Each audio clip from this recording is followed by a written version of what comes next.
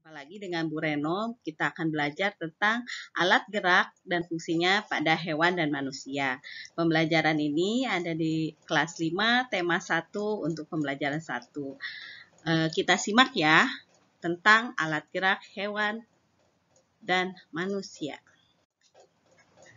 Ya, untuk yang pertama kita akan menjelaskan tentang sistem gerak makhluk hidup secara aktif, yaitu cara bergerak setiap makhluk hidup kan berbeda-beda. Kita lebih mudah mengamati gerakan pada manusia dan hewan karena pada umumnya gerakannya berpindahnya dapat terlihat yang disebut dengan gerakan aktif. Untuk tanaman kita akan bahas pada bab yang lain karena tanaman itu bergeraknya secara pasif. Nah,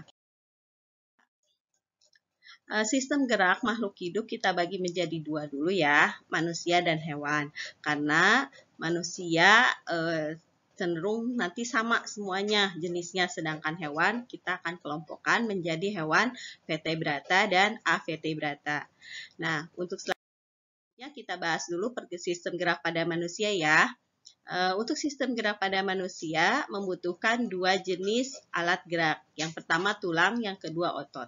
Apa itu tulang? Tulang memiliki fungsi utama sebagai alat gerak pasif. Artinya, tulang hanya bisa bekerja atau bergerak apabila ada bantuan otot di sana. Sedangkan otot merupakan bagian jaringan yang terdapat dalam tubuh manusia yang fungsinya sebagai alat gerak aktif, yaitu membantu gerak daripada tulang itu sendiri. Maka bisa kita simpulkan skemanya, tulang ditambah otot maka akan menghasilkan gerak. Nah, sedangkan pada sistem gerak pada hewan, kita kelompokkan menjadi dua, yaitu hewan vertebrata atau hewan bertulang belakang, yaitu memiliki alat gerak pasif dan aktif. Sedangkan yang kedua, hewan avertebrata, yaitu menggunakan alat gerak aktif sebagai penggerak utama. Untuk sistem gerak pada hewan vertebrata mengandalkan tulang dan otot. Sama seperti manusia ya, ada jenis Pisces atau ikan, ada jenis ular, ada jenis unggas, ada juga amfibi. Di sini terlihat dari gambarnya terlihat bahwa mereka punya rangka tulang sebagai alat gerak pasif, kemudian akan dibalut oleh otot sebagai alat gerak aktif. Kita lanjut ke hewan avertebrata. Hewan avertebrata kita kelompokkan menjadi beberapa kelompok. Ada hewan avertebrata yang memang bergerak walaupun sedikit, tapi ada hewan avertebrata yang tidak bergerak sama sekali. Secara umum, kelompok avertebrata terbagi menjadi 9 kelompok, tetapi ada satu kelompok yaitu Spongia, itu tidak bergerak sama sekali. Maka Ibu akan membahas 8 jenis hewan avertebrata di sini.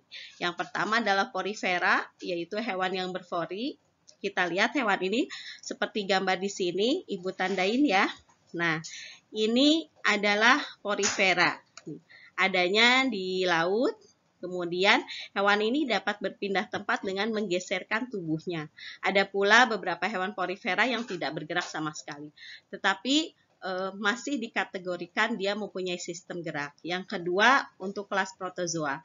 Protozoa sendiri terbagi menjadi 4 kelas, yaitu Rhizopoda, Flagellata, Ciliata, dan Sporozoa. Nah, kita lihat dari masing-masing kelas tersebut, kita akan melihat ada yang bergerak menggunakan kaki semu, ada yang menggunakan bulu, ada yang menggunakan rambut getar, ada pula yang menggerakkan seluruh tubuhnya bergerak bersamaan. Tetapi di sini terlihat bahwa dari keempat kelompok ini tidak ada alat gerak pasifnya berupa tulang. Mereka bergerak dengan mengandalkan otot. Kemudian yang ketiga ini Annelida. Annelida itu jenis cacing, melakukan pergerakan dengan menggerakkan ototnya. Maka otot perut ya di sini. Kemudian mereka bergeser sistemnya dengan otot yang bergerak, mereka dapat bergeser. Kemudian kita lanjutkan dengan Arthropoda.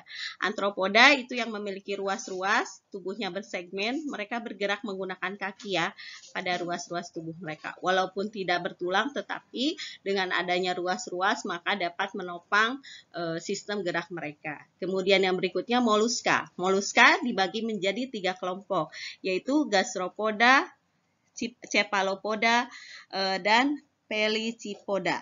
Nah, kelihatan dari sini kalau misalnya gastropoda menggunakan kaki perut, contohnya siput. Jadi dia bergerak menggunakan otot yang ada di perutnya. Jadi walaupun ada bagian keras pada gastropoda yaitu cangkang, tapi dia tidak membantu sistem gerak. Dia hanya untuk melindungi diri. Kemudian yang cephalopoda, alat gerak yang ada pada kaki kepalanya, contohnya cumi-cumi dan gurita. Jadi dia bergerak menggunakan tentakel ya yang ada pada atau kita sebut di sini kaki di kepalanya gitu. Yang berikutnya adalah Pelycipoda yang bergerak menggunakan kaki pipihnya. Contoh di sini apa ya? Ada kaki pipih yang mendukungnya ya. Berikutnya Echinodermata melakukan hewan ini melakukan pergerakan dengan bergeser, menggerakkan ototnya, organ-organ tubuh yang ada di dalamnya. Kemudian contohnya untuk Echinodermata, contohnya bintang laut. Jadi walaupun terlihat sering diam, tapi sebetulnya bintang laut bisa bergerak walaupun sedikit. Kemudian yang berikutnya adalah sistem gerak pada hewan Avertebrata yaitu Platyhelminthes dan Nemathelminthes. Platyhelminthes itu adalah cacing pipih, Nemathelminthes itu adalah cacing cacing gilik.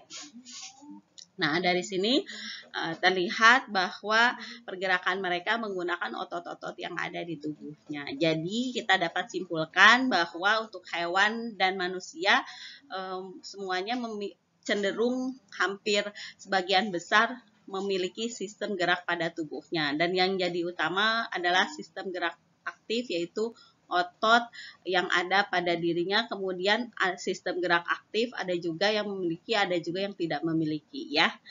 Untuk pertemuan kali ini cukup sekian, silahkan kalian simak baik-baik videonya, kemudian untuk lebih lengkapnya kita akan bertemu pada video berikutnya. Terima kasih. Assalamualaikum warahmatullahi wabarakatuh.